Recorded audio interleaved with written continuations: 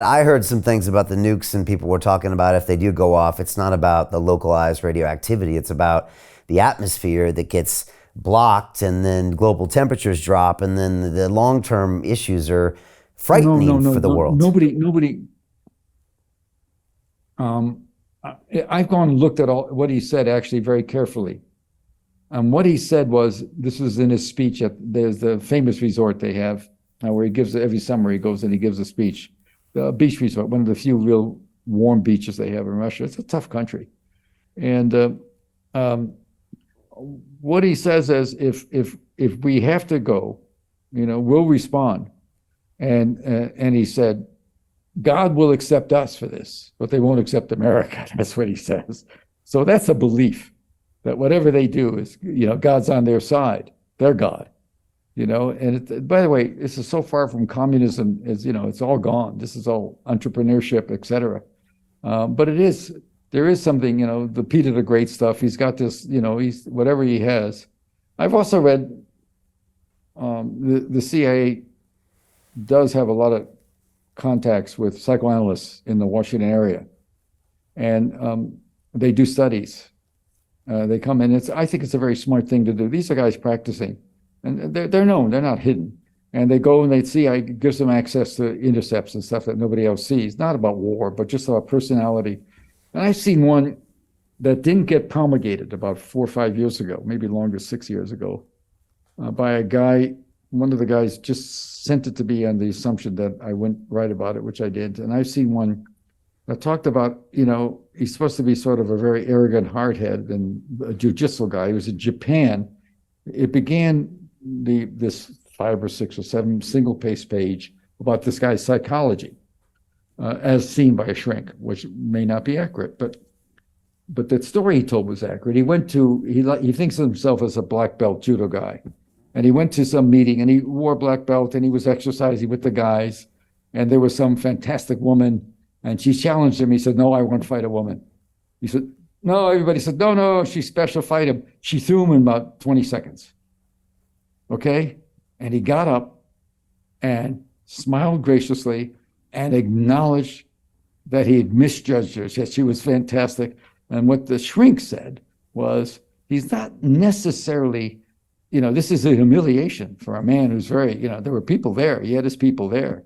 But he doesn't always go to the top like he did with Ukraine, but he sure did it with Ukraine. Mm. I don't know why. I don't know why he got Crimea. Nobody's taken it away from him.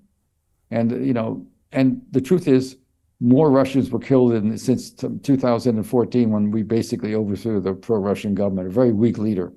The pro-Russian guy was collected foreign antique cars. The whole estate was littered with fancy $100,000 cars that nobody could drive. I mean, it's Looney Tunes.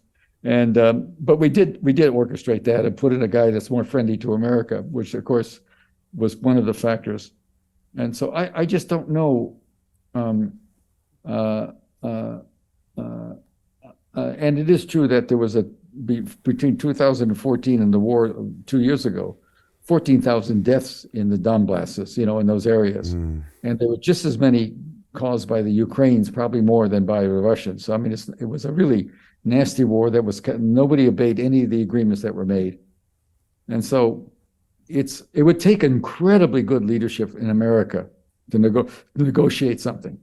We'd have to be working with the Germans and the French and with the Chinese.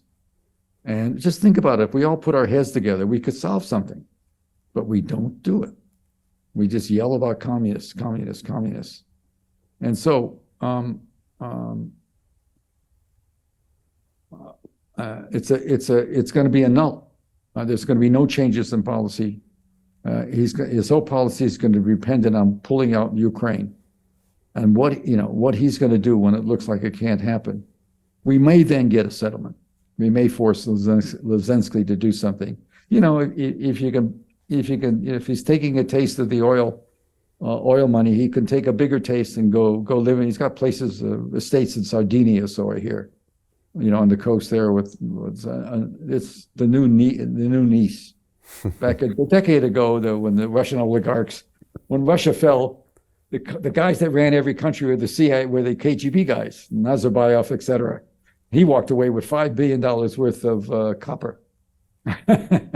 Bought an estate in Nice. I did a story on him for the New Yorker once, way back in 98, 99.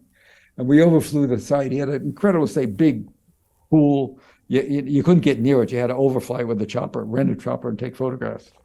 And even then, God knows, they probably had a missile coming at us. So Jim Rickards has just recorded a video that's not available to anyone in the public, and he's going to be talking about how this upcoming recession is going to be fast, it's going to be bloody, it's going to be nasty. But at the same time, he's going to show you how you can position yourself to profit from all of this chaos. Now, we've made this video only available to our viewers. Go to londonreal.tv/Jim. Watch that immediately. I can't say enough good things about Jim Rickards. He understands the global economic system better than any guest I've ever had on London Real.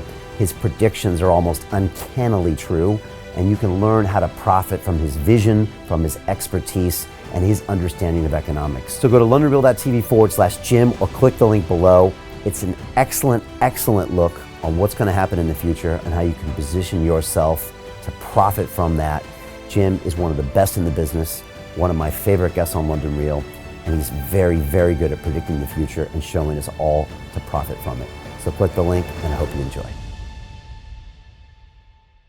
Hey, it's Brian Rose, founder of the DeFi Academy. I've told you my 4-week crypto bootcamp is amazing, but don't take my word for it. This is what my students are saying. The DeFi Academy was an amazing experience for me. It took me totally out of my comfort zone. In this course, I was challenged, I was held accountable, and pushed to do things that honestly weren't always easy. It's been phenomenal, and I can't believe we're already up on our 4 weeks. It has flown by. Going through this DeFi accelerator by far was one of the best courses I've taken. You do this course, you really get into the nitty-gritty of the activities that will make you comfortable with decentralized finance.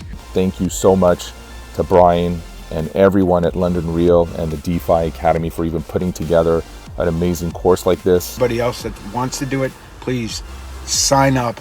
It is well worth the money.